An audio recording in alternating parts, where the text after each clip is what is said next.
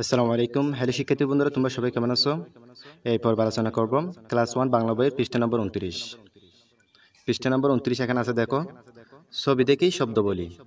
আমরা দেখতে পাচ্ছি এখানে একটি চশমা। এখানে লেখা আছে চশমা। স তালব্য স ম আকার মা, চশমা।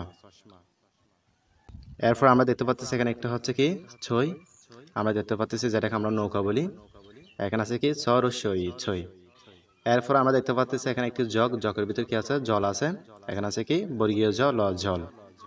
এরপর আমরা দেখতে পাচ্ছি এখানে একটি ঝর্ণা। এখানে লেখা আছে ঝ বয়বন্ধ র, ঝড় দন্ত ন আকার না, ঝর্ণা।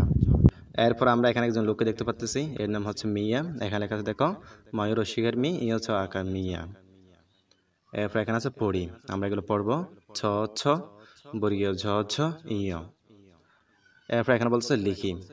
আমাদেরকে এখানে লিখে দেওয়া হয়েছে, দেখো, ছ ছ বর্গীয় ঝ ঝ ইয়। এখনো ঠিক একই রকম ভাবে লিখে দেওয়া হয়েছে, দেখো। তোমরা এগুলোর উপরে সুন্দর করে লিখে নেবে শিক্ষার্থী বন্ধুরা। তোমাদের সুবিধার্থে আমি এখানে লিখে দিয়েছি ছ ছ বর্গীয় ঝ ঝ ইয়। তোমরা এগুলো ভালো করে দেখে নাও।